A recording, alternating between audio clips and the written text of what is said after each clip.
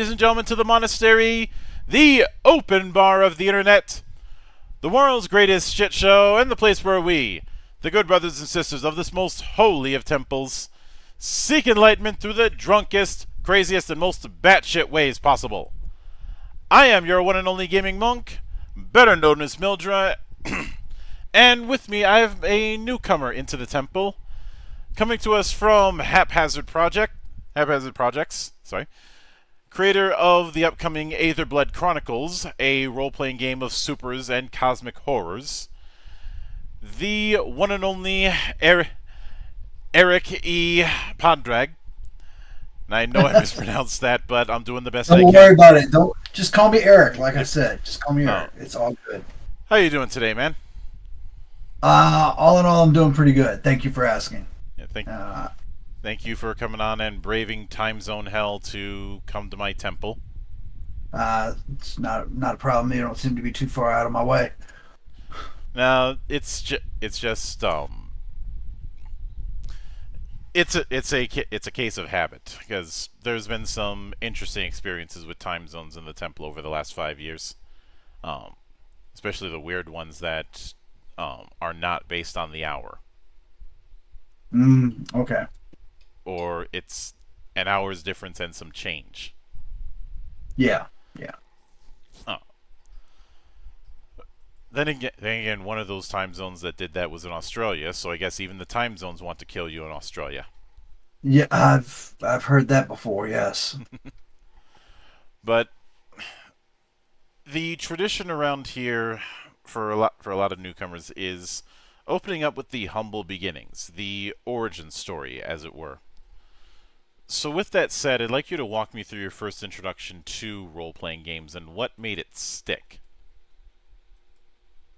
Oh wow, my original wow, you're trying to take me back too many years. Well, we couldn't afford to keep buying books at the rate that I was reading.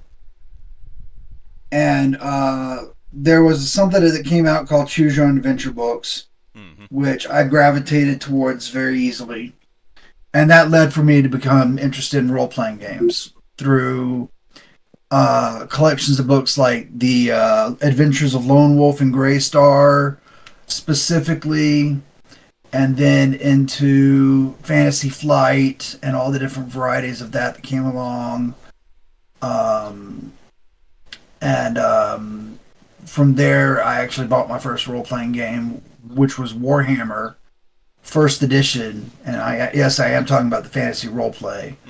Not the battles, not the war armies or anything like that. So, just the role-playing game.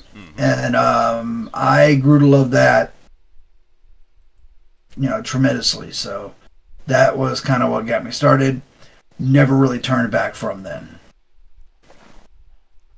I can see the love for it, especially although in my case my shelf doesn't like that original core book because the weird dimensions mean it sticks out. Because it's taller than the standard A4 size. Oh yeah, I see what you're saying. Yeah. So I like the game. My shelving units don't. And it's funny you mentioned that, since Graham Davis, one of the designers of fantasy roleplay, has been in the temple in the past. Oh really? Yeah. Oh wow. Obviously I'm a big fan of his. Yeah. So that's incredible. He had relayed to me a bit of a story when it came to the development, where at one point early on they wanted to use the same D6 die pool setup as Warhammer Fantasy Battle. That didn't last long because they quickly realized they had painted themselves into a corner and had to blow the whole thing up and start fresh.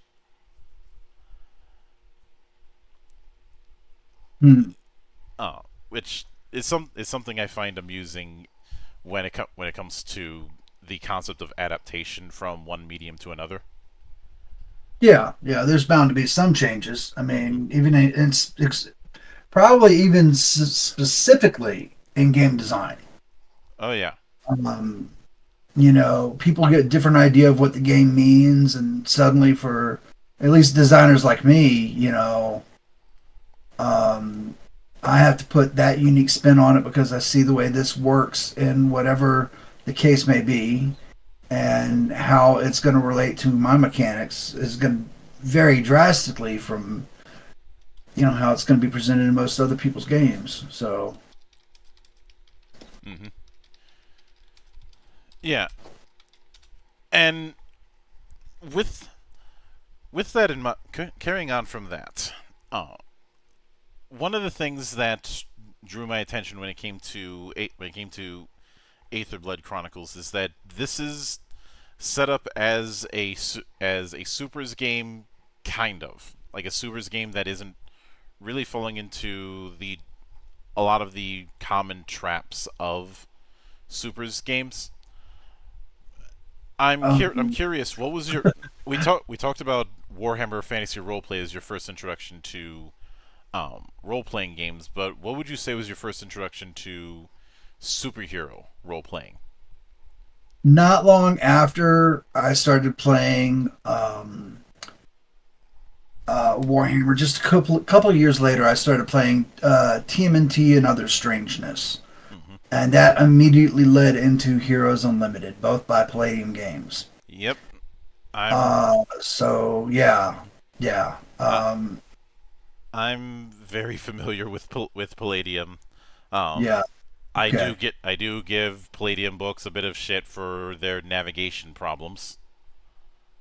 Well, they've got a problem generally with their rules, but what they excel at is storytelling. I won't deny that. Uh it's just that I remember running riffs and having a small book's worth of house rules and little adjustments here and there, Oh yeah. or just quick references, just for the sake of Yeah. my sanity because the table of contents was filled with lies. Well, Um, yeah. Well, for me, it was probably a 64-page notebook. Hmm. And that pretty much ruled everything. I pulled all the rules from all the books and was like, here's what's going on behind the scenes. And for the rest of the settings, that was the setting information is what I bought those books for. So Did you have a book full of did you have a box of index cards? no, no, not at all. Hmm. Uh, like it, I think I had like a dozen of them for different games, especially when anything spell related came along in any number of games. Like even Well, for no, I mean, because like Warhammer never had a whole lot of magic, and the magic was always dangerous. So I never really paid much attention to, I didn't you use it for know. spells.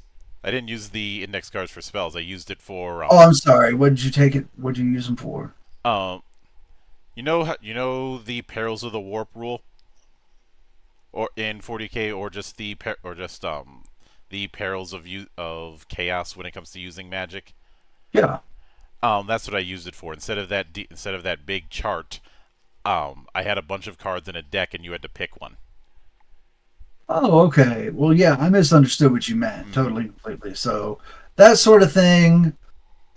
I just had my own personalized, like random chart Mm-hmm. that I had already come up with because I was I've always been leery of using index cards in game design simply because you can lose those very quickly. Yeah. But if I can maintain a hold on my one folder that's got all the documents I need inside of it, then I'm good to go. Mm-hmm. And of course, nowadays with computers, it's not even an issue Yeah.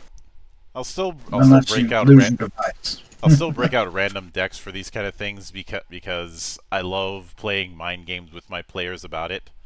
Since if it's a die roll, then they might be a little more inclined to play the odds. But if it's like a deck of cards or something like that, then they're a little bit less confident in their luck. Well, they shouldn't have any idea over what dice roll is going to, outcome anything. I mean, Oh, they shouldn't. But it's if somebody thinks Oh, I've got a 50-50 chance of doing it. Um, some people are going to be a little more confident in that than it if even though this isn't exactly true, the belief that I could get it end up getting just about anything and everything by drawing from the deck, and it kind of makes them a little bit careful when it comes to drawing from the deck, because who knows if this one is going to be the one that goes bust. Uh, which is something I completely cultivated. Hmm. Uh, Well, if it works for your games, then absolutely. It's just cards have never really been something that I've implemented into my game design themselves. So, but you know, going further, but I'm not going to tell anybody that anything more than the fact that I just don't use it. yeah, Because sometimes, in some cases, you know, like I almost could say I don't have experience with doing that. which is Because the only understandable. time I've done that was for some stuff with some Numenera Mhm. gaming.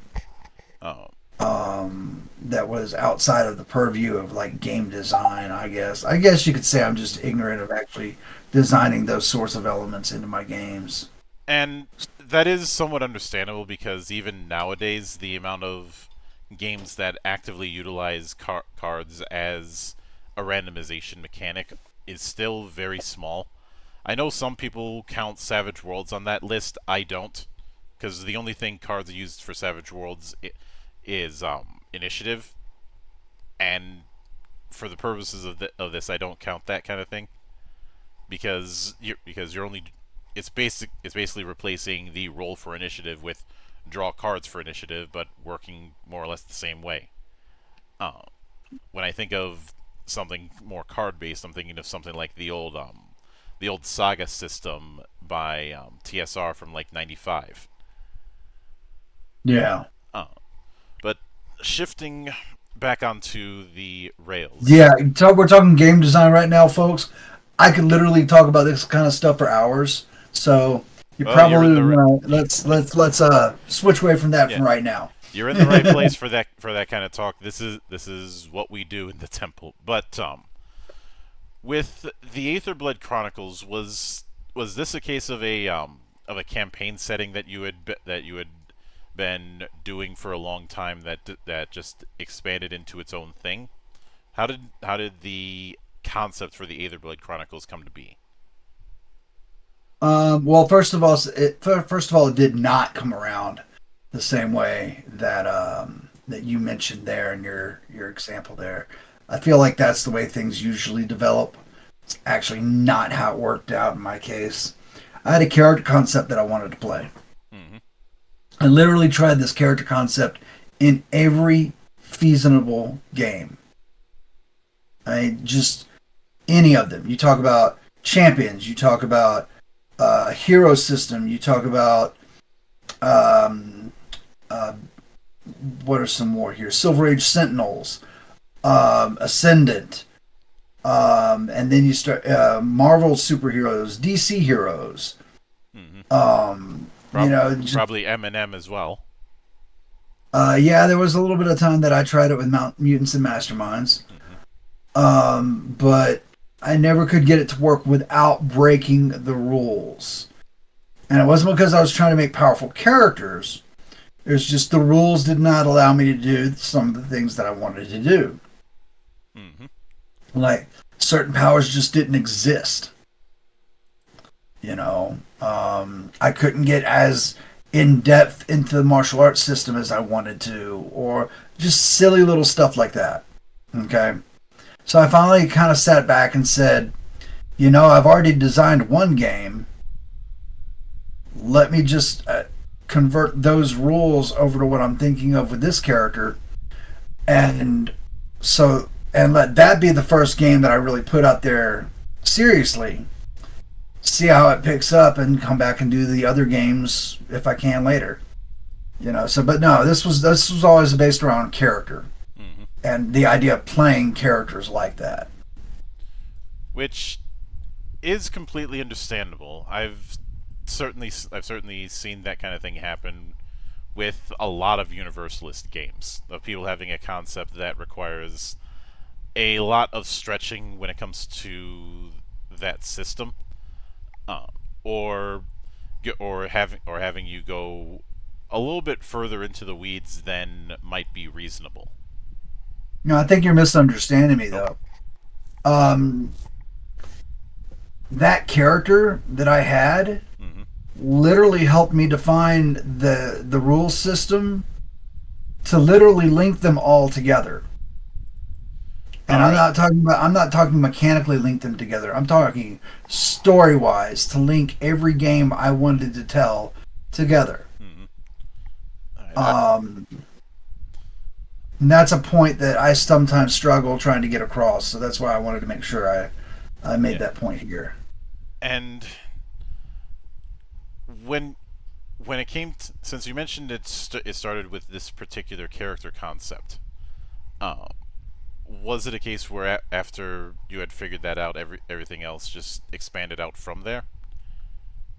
Well, yeah, of course it was. It's pretty much, I had to give, I had to create other characters for them to interact with. And once I had a couple of characters for that to work off of, I had to define their powers and what they could do mechanically and then things like that. And like I said, I had most of the system worked out from a previous experiment. Mm-hmm. So the bulk of those rules were just brought in like that. But of course, the rules for superpowers, the rules for sidekick characters, the rules for, um, I guess, super soldiers as well. These were all things that I had to develop individually away from the base set of rules. But as I realized I needed more things to tell the story that I wanted to tell with this game, I was like, well, that's just more things I'm going to need to draw out of the existing mechanics. So yeah. Mm-hmm. Now, speaking of mechanics, that brings us to the DPS system, or dice pool scales. Um, how did this particular core mechanic come to be? And before we even get into the origin story of it and what you're trying to do with it, I think it's important to relay to the people listening, um, how the DPS system works as far as a core resolution mechanic. All right. The DPS system by itself, it fundamentally is very simple. There are three scales: human or humanoid in some cases, Mm-hmm. superhuman, and deific. So your normal character runs around at the human level or the humanoid level. Mm-hmm. Aethers, which are the characters with superpowers in this game, usually start to come into their own around the supernatural levels. Some of them can reach deific levels. Mm-hmm. Regardless, what you do is each of those scales is measured by a number of dice, from D3 to D12. So if you're playing regular scale, if you're playing, a human or something equivalent to it, D12 is the absolute maximum. D3 is like a wee little infant. D6 would be a normal human, straight down the three attributes. There are three attributes. There are physique, psyche, and soul. Physique is obvious. Psyche is obvious. Soul is basically anything that has to do with your superpowers. Mm-hmm. So, so you're going to rate those anywhere from a D6 to wherever on that scale they may go, fluctuating up or down. Skills work the exact same way. They also have a skill notation, a ranking, if you would, from D3 to D12, meaning you basically know a little bit but not much at all the way up to you are a master of that skill. There are only 8 skills in the entire game. So what you do is you take your attribute die and your skill die, you add the two together, and roll them together. Your result versus a target number means you succeed or fail. It's very simplistic. The difficulty comes in whereas some people get a little confused, and I mean a little bit, because once they see it in action, there's really no confusion. What if I have a supernatural this, but I have a human this? It doesn't matter. It doesn't matter because per task is the way we look at things in the DPS system. So per task, if you're superhumanly strong, then yes, you're going to have a physique of probably 2d6 or 2d8, which means, because 2 dice means that you're on that supernatural scale. 3 dice means that you're on that deific scale. So someone like the Hulk, for example, would have deific strength, 3 of a certain kind of dice. While as Captain America would only have human. It would be maxed out, but it would be human. And everybody else falls between, those levels and everything in between. Batman and Punisher might have a D10, and certain attributes or skills, but they are not the best. They are as close to the best as you can get without being the best. Because they are constantly upended by people that are on supernatural levels and so on and so forth. I'm just using these characters as examples. They don't actually fit into my game catalog whatsoever. I say this because we know them all. Yeah. So, the skill is, like I said, 1 to 3 dice, depending. The skills fit along that same range, I think is what I was trying to say there before I got tongue-tied. The skills also can be rated on a number of dice, meaning, basically human, superhuman, and deific levels. But most characters will never, ever get above supernatural levels or superhuman levels. Deific skill levels have been unseen at this point in this game. So it's literally you just take a die from the attribute you're using, take the skill die, roll it together. That's basically the essence of the DPS system. And this, given that you're dealing with a die pool, is there any extra effect if certain die roll their minimum or maximum? That comes in later as an optional feature that isn't adhered to. It's a special thing, actually. This game is written for 3 different complexity levels at 3 different play levels. So, depending on how you look at it, you could make an average character for a convention, which is going to be a little bit more powerful than your normal, or you could just start off playing a normal character with the easy mode rules. And pick and play. You really pick and play the elements you want. So, depending upon your dice rolls, if you're talking about certainty and doubt, I think is where you were going with that question. Certainty and doubt are not always a rule system that's used. So, literally what it boils down to is that the results of those 2 dice. Yeah.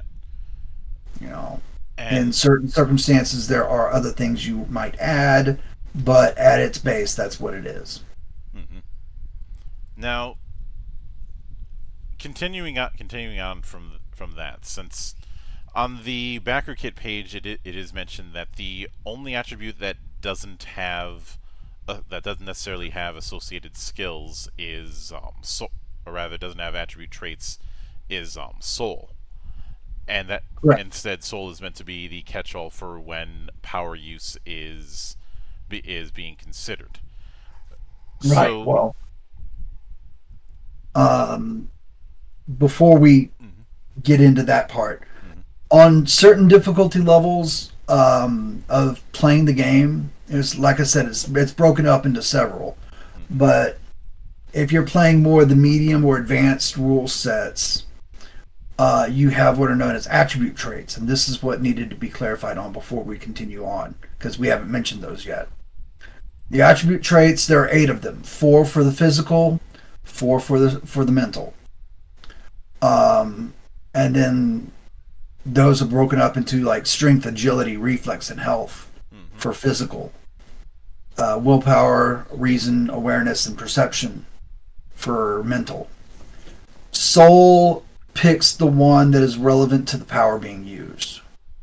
So, I'm sorry I cut you off there, but that was I needed to express that since that's what you're wanting to lean into with this Yeah. question.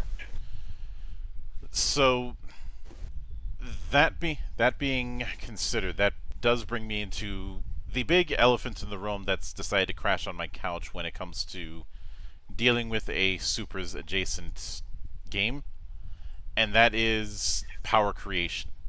Because this is one of the this if there's one thing that ends up being a bit contentious in a lot of supers games, it's the method of which powers are made. So it's something I think should be addressed with how Aethyrblood handles powers. Okay. So Is this just a generalized question? How do we yeah, deal with that? Or yeah, okay, like is it a case where powers are point based? Is it a case where they're built around themes? Is you it do not neither? build powers in this game. All right. There are hard and fast lists of powers. Mm-hmm. What you build are the dice pools associated with those powers. Remember earlier when I said that skills had dice levels? Mm-hmm. Powers don't get rolled with skills. You roll a attribute with a power, and you add those dice together, and that's how you come up with your actual result for that task. Now, there are 3 types of powers. Mm-hmm. There are arcana, and they are kind of the most powerful of the powers. When you start to get into your jaw drops when you see these things happen in real life. You don't expect them, so on and so forth. Then there are the attentions. The attentions are one big power with vast range of capabilities within them. For example, controlling animals. Mm-hmm. On the small scale, yeah, you can get them to bring you food, etc., etc. On the big scale, you can shape change into them. You know, and then a whole bunch of specific tasks in between.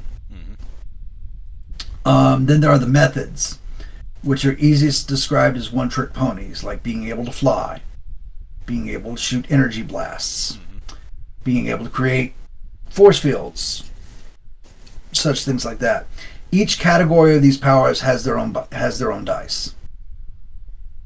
So you would roll soul plus the power die for whatever power you're using, Mm-hmm.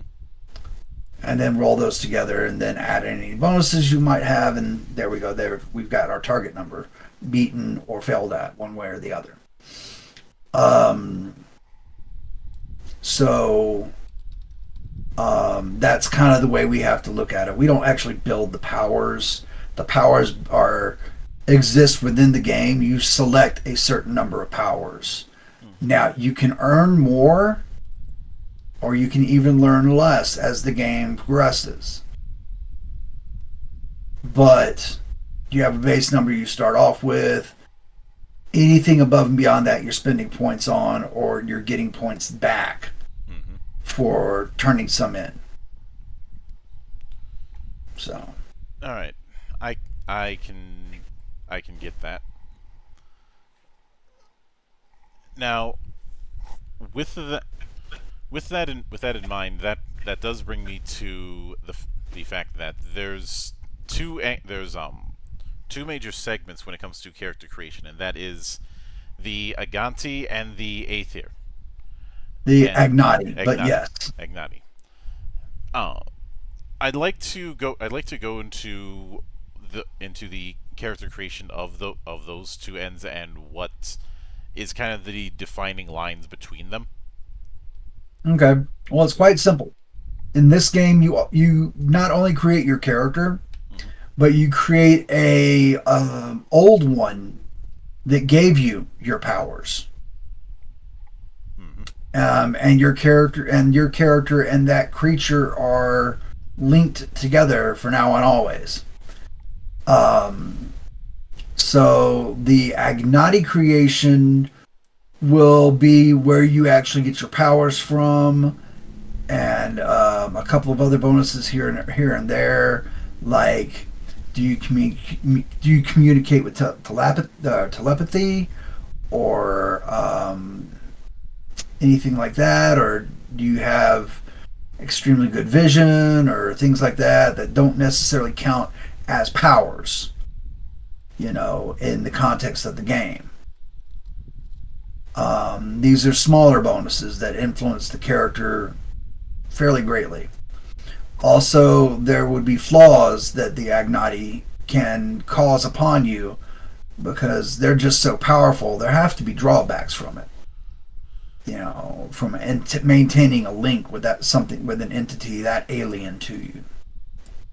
Mm-hmm. So the merits and flaws are a big part of that. So yeah, once you've decided the powers, the merits and flaws, and a few other vitally statistic things, that's really all that goes into creating the Agnati. And the character themselves is exactly what you think of. You assign points into the attributes and traits, and all this, of course, depends on what difficulty modes you're looking at playing on. If you're trying to do the most complex sorts of games with the full rules that this book has at its back, then its duration is going to take longer than, if you're just making a character for a con game, essentially, which is one of the things we looked at this last convention. We wanted to be able to have people just walk up and say, I want to make a character. All right, well, this is how you do it for what we're doing. Mm-hmm. And it balances with everything else. That's the most important part of all this. We're not doing this to overly complicated things. It all balances with each other. So that if one day, there were a convention-based character on hard mode that wanted to play with your standard character on easy mode, you could do it. Mm-hmm. With no one having to learn any additional rules. Yeah. Now you talked about these differing levels of mode, like easy mode, hard mode, and whatnot. Right. I'm generalizing. They all have titles, but yes. Is it a case where one of them is built more to establish characters more quickly for conventions, and the other one is for those who want to be more hands-on? There are three conventions basically, and that's literally what they're called. Standard, which is you just want to get into the game as quickly as possible, yet have enough toys at your hand to experience what the game is about. Okay? Mm-hmm. This is usually for short campaigns and stuff like that. And then you have the convention. Conventions basically says, I need a character made right now, very quickly, that I can understand and get into with the game within the next 30 minutes. Mm-hmm. But I want to make that character. I don't want you to hand me a pre-made character. 30 minutes and the rulebook is all I need, and boom, I've got a character. And it's going to be balanced with the other guy who came here with a character that they made. All right, I can certainly get that. Oh. Yeah. And then there is another difficulty, which is specifically for the campaign mode, mm-hmm. which is where if you really want to dive into what it means to play these characters and interact with a system where the mechanics do so much for you in the way of storytelling and unlocking things, making it easier for your character to interact. You actually earn your XP through role play, through making goals. That's a completely other system that still functions mechanically almost without any issue whatsoever with the standard and the conventional conventions. Mm-hmm. So, and then you can play the mode on easy, heroic, or cosmic mode. Yeah. You know. And now one of the things that really drew my attention to things when I was looking at how the game would be working is the introduction of fighting styles, since this is something that I feel is underutilized in a lot of Supers games. And I'm curious what prompted the idea of putting in a dedicated fighting style system within the Aethyrblood Chronicles. Well, you see it in comics all the time. Bruce Wayne is a master of taijutsu and a couple of other forms of martial arts. And then you have characters that know Pinjot Salat or, whatever, Krav Maga nowadays. These are all things. Nightwing these is are all, clearly using Eskrima. these are definitely things that we can see in the comics.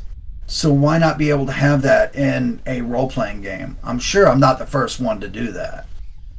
But the fact of the matter is, yeah, I had this built into the game from round one. This was one of the things I knew I was doing as soon as I came up with the concept for the game mechanics. Mm-hmm. So before superheroes were even involved. It's just I evolved it beyond what I was planning on doing with it originally. Yeah, and whenever it comes to it, there's something that I think a lot of people end up overlooking is the idea that once you introduce the idea of super powered people, whether that be heroes, villains, or whatnot, that not only would the possibility of martial arts styles adapt along with that, but specific fighting styles meant to deal with superpowered individuals. Yeah, all these sorts of things are taken into consideration. And there will be new there will be new martial arts systems, fighting styles that are created for, later on down the line, but for right now, I think the selection we've got is more than good. Mm-hmm. We've got a good mix of like Chinese, Japanese, Korean, even boxing and wrestling is in there. Mm-hmm. We've got like 21 different styles of real world martial art forms. Yeah, a lot more real world.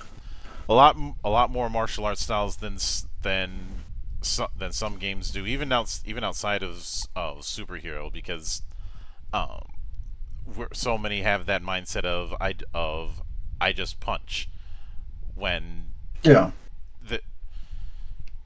And I do remember at one point I had said I want to do a martial character, but I do not want to do I punch good. I wanted to do someone who was more of a wrestler, because I wanted to incorporate a bit of lucha into things. Right. Well, you can do that in my game because I allow wrestling rules. Mm-hmm. And I am planning on doing a write-up for lucha-like combat a little bit further down the line. And I'm not saying that just because we're having a conversation right now. Yeah. Because I'm looking at doing a whole line of martial arts from lucha to like WWE, all the way up to like professional MMA fighters. Probably the entire arrangement of them. Yeah. Um, and it's I enjoy me some wrestling, and as Yeah. somebody who enjoys it on the world stage, there's a multitude of different styles. You have the more high flying stuff in lucha. You have the more hard hitting stuff in Japan, whether that be strong style or King's Road, and you have the more technical stuff in places like in the UK and in Europe, where you had those harder rings, so people didn't want Yeah. to take hits on them, uh, and so many different things in between. Uh, Yeah. Well, I guess the biggest point to take away with this is that when I put something into my game, if it has relevance with the new world, I want it to be plausible, mm-hmm.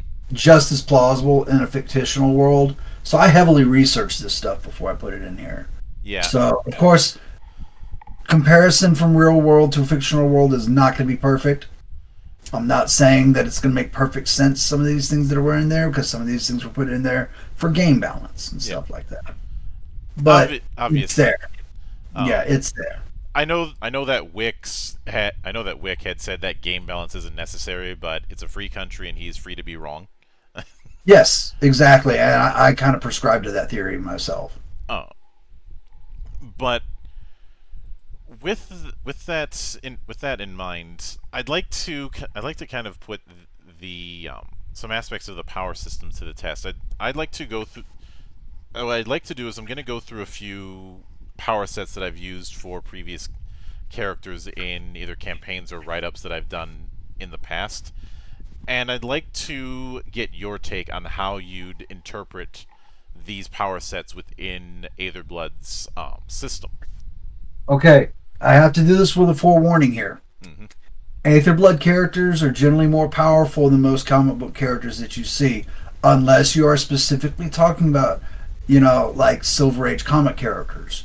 Like when Superman got way too powerful, when Green Lantern was introduced, The Flash, Wonder Woman, Martian Manhunter, Captain Marvel, and all the different varieties thereof. There were like 3 or 4 different Marvel characters before even the 80s came around. You definitely strike me as more of a DC guy than a Marvel guy with the names you mentioned. Well, yeah, just with the names I've mentioned, just because they're the easier ones to mention. Not everybody is going to know some of the Marvel references I drop, because I haven't read mainstream Marvel in a long time. I'm going through a DC phase right now. I had to make a bit of an in joke because you mentioned Captain Marvel, so I had to. Yeah, well, it's not just Captain Marvel. I also mentioned Hulk earlier on. Oh, well,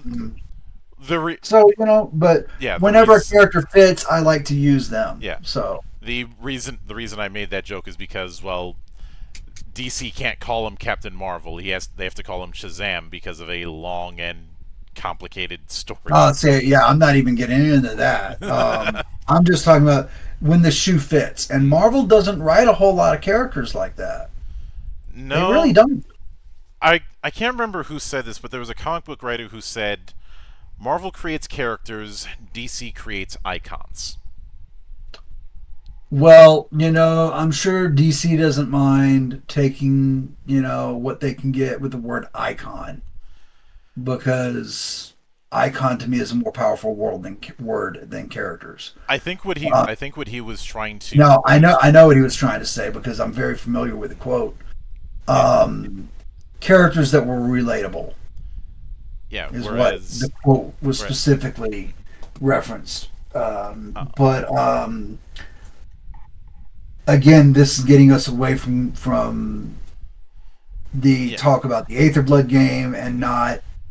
This isn't a symposium on Marvel versus DC. Yeah. Another topic for which I could talk for hours. Yeah, and although I could say that sometimes I will mess with people when they ask me that question. I'll say amalgam just to see their reaction, but I'm getting ahead of myself.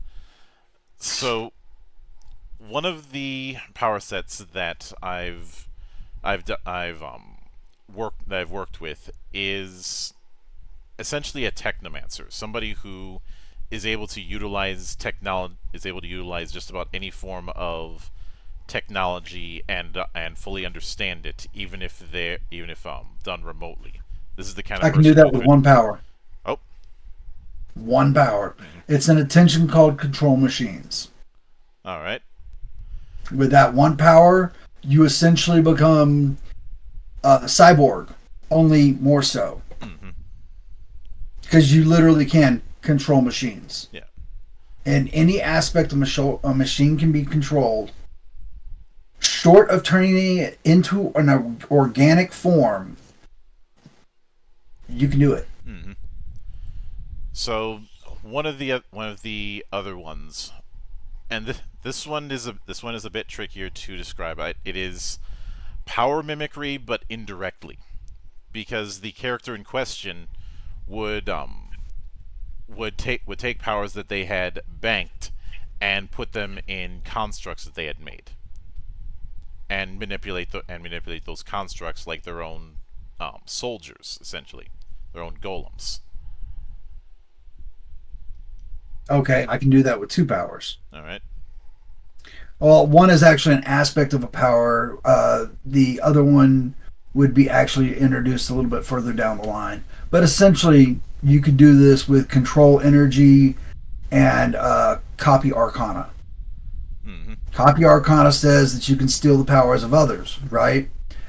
Well, control energy allows you to create constructs. So theoretically, if you threw a power set into a construct, that power set could come to life within that creation. So all of a sudden you've got it walking around with your powers, Yeah. which makes for a very interesting concept in this game. Mm-hmm. But yeah, you could do it with just those powers. Mm-hmm. So one of the other ones was essentially mimicking a speedster, but using air manipulation. Essentially creating air bubbles that could propel them. Only problem was they weren't very good at the whole brakes part, because it's not so much as they're moving fast, it's that they're using air pockets to propel themselves like a cannon. Okay, so I would take the method of running and mix that with the control air attention. And that's not getting into the speed power, which allows you to run like a flash. Mm-hmm. Running is completely different. Yeah. So. The because the running gag with that particular character was whenever they would have to they would basically move around almost like they were pinballing themselves in a given arena,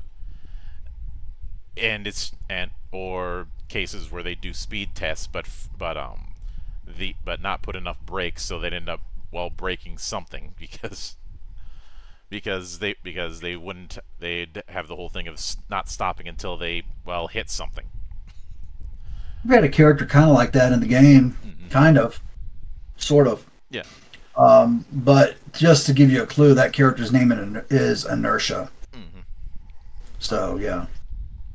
The name I ended up using for the character in this concept was Sonic Bloom.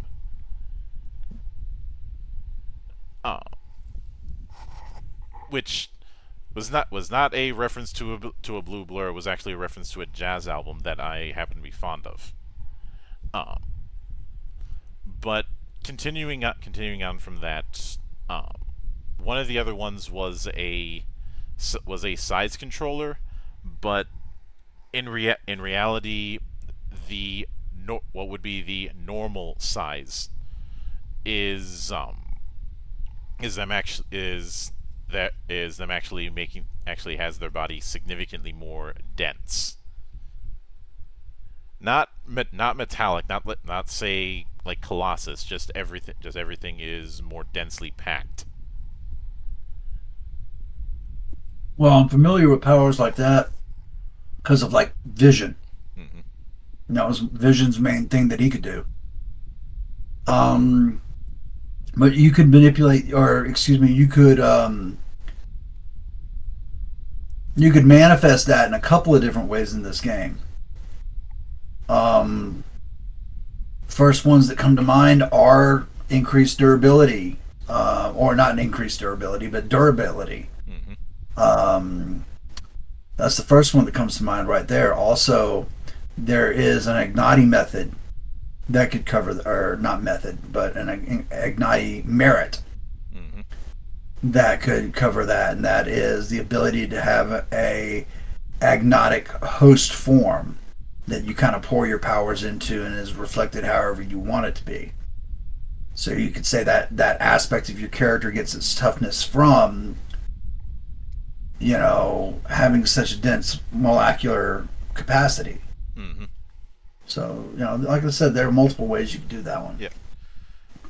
And I'd say the last one that I'd want to go with is one that's essentially doing the typical effects of a kitsune. The trickster foxes from Japanese Yeah. myth. So a limited amount of flame manipulation and a lot amount of um, illusion that affects all five senses. Okay. Well, this one I can do with 3 powers very easily, since you are mentioning the illusionary magic. Mm-hmm. Most people wouldn't go so far. They'd just be like, "I want the appearance." So that's it. So you want a kitsune Mm-hmm. with illusionary powers, and what else? Some limited The fire. fire, the fire. Yeah. So yeah, control fire, obviously. Mm-hmm. Just wouldn't be rated very high. And then you would have the Arcana of Illusion, and you would have the Arcana of, or excuse me, the attention of control animals, so that you could manifest animalistic properties. Mm-hmm. Now you can only have up to a maximum of 2 attentions, so you would have to be careful of the other power choices you chose. Mm-hmm. But the fact of the matter is, it is completely possible. All right, that certainly makes sense. Now, with all of that in mind, uh, within, I know that there's the example character generation, but down the road, do you have any plans on releasing pre-gens to kind of showcase what one can do with the systems present? I currently have about 13 pre-gens that when people come to me and ask for one-shots, I'm like, well, here, we can jump in right now, pick one of these 13 characters, and we can run with it. Mm-hmm. And then they get about 10, 15 minutes to kind of get a hold of, you know, what all is in that character packet, and then just run with it. And we explain the rules as we go. Because the rules aren't that hard to begin with. It's wrapping your head around everything else. Mm-hmm. So Yeah, I can get that. There are some games that are more front loaded than others, and some games that are yeah. deceptively complicated is the way I put it. Yeah, this game just has a lot. It's a new setting book in addition to a new core book. Mm-hmm. So of course it's going to seem like a little bit more than it really is. Yeah. And that's just because of the setting. Now, speaking of setting, this is as good a time as to ask, are you familiar with the concept of Appendix N? Because this is important to my next question. You've actually mentioned this to me before. And I cannot remember about the discussion exactly because a lot's happened between that conversation and this one. Mm-hmm. So if you can just remind me very quickly what that means. Now, Appendix N was not associated, a kind of recommended or inspirational media section that was in early versions of Dungeons and Dragons. The term itself has become kind of a catch-all for sections within a core book or a setting book of of inspirational material, whether it be through comics, whether it be through Oh, TV, whether it yeah, be through that's film, right. whether it That's be through right. video games, so on and Yeah, so I've got forth. one at the beginning of my book. hmm What would Yeah. some of the entries for in the appendix N for the Aethyrblood Chronicles be? Depends on what you're looking at. Are you looking at film? Are you looking at comic books? Are you looking at music? I mean, you know, Since we're dealing with supers, let's go with comic books. specifically Darkhawk, a relatively unknown Marvel character, and somebody should really fix that very soon. You are the second Um, person to bring up Darkhawk in my interview series. well, Darkhawk, specifically around the early 30s, had a storyline called "The Heart of the Hawk," hmm which really reveals the true nature of Darkhawk and what the character can actually do and all that other kind of stuff. hmm And it blew my mind because I had never seen anything like it done before. Still haven't seen anything to compare to it. hmm And it was just, it's so crazy, you know, and I was just like, that's perfect. I absolutely love this. But even down to like Batman, The Last Night on Earth. hmm Um, and Watchmen, of course, is on the list. Um, let me see here. The Long Halloween, Annihilation, um, Blackest Night, of course. If you hmm want to talk about a comic horror, you know, Oh yeah, storyline, I mean, that's about as modern as they come. yeah. Um, Uh, Let me see here. Those are just the first ones and the most important ones that come to my mind. I know there's more. Like probably the entire run of Ultimate Fantastic Four would fit in there. hmm Um, Most of the Spider-Man, the Ultimate Spider-Mans would fit on there. Not because it's cosmic, but because it's a good example of the types of role play that I want to encourage within this game. hmm You know, because I can't just highlight the bad. I have to highlight the good as well. I think those are pretty much the best. You know, I wish I could put some more of my favorites on there, like give a shout to Black Panther and stuff like that. hmm You know, I think some Guardians of the Galaxy would also be appropriate. Definitely because of all the cosmic stuff, shenanigans they get into. Um, Yeah, but I yeah, could see it. I'd love to say like Black Panther, you know, or some of my other favorites, but yeah, um, yeah, that's as far as comics go. hmm And when it comes to since you brought up music as a potential one, that's an interesting Mhm. angle to go with, since a lot of people overlook the value of music when it comes to TTRPGs. Well, being a musician myself, it's kind of hard for me to do that because I listen to music whenever I do anything. Yeah. So there's always music going on in the background. Um, you know, except for when I'm running games and doing stuff like this, of course. But and I listen to such a I listen to such a variety. I'm Mm. sorry, I keep getting tongue tied. I think it's just for the fact that I've been up since like 3 o'clock this morning, and I am a little bit tired. But yeah, I listen to a little bit of everything. So I mean, if you look at the music influence of Aethyrblood Chronicles, it's all over the place. hmm And I ended up making a fantasy playlist for some of my games, and that playlist, if you compiled everything, is about 26 hours long. Oh no, some of this stuff would be much longer than that because in some cases I mentioned like the entire discography. hmm You know, so like, and that could be quite a lot in some of these people careers. Like one of the things that's of course mentioned is the Led Zeppelin discography, like all of it. hmm You know, it was heavily listened to and probably informed a lot of my decisions semi conscionably.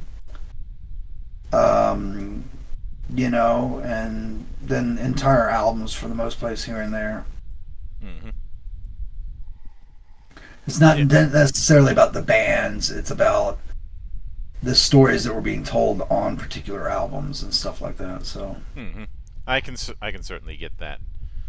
yeah. So, with that said, um, do you plan on do you plan on doing any? Because I know you do have a YouTube channel. Do you plan on doing any actual plays of Aethyrblood Chronicles in the coming weeks or months? It is high, very high on my list of things that I need to do soon. hmm Um, I've only recently learned how to stream in the first place, so now I have to learn how to apply that to streaming for game sessions. hmm And I even tried looking up some information today, but I've just been so busy. I probably won't be able to focus more energy on it until like Friday. And I'm hoping after this weekend, I can really say, okay, the test sessions that we do during the next week will all be streamed. hmm You know,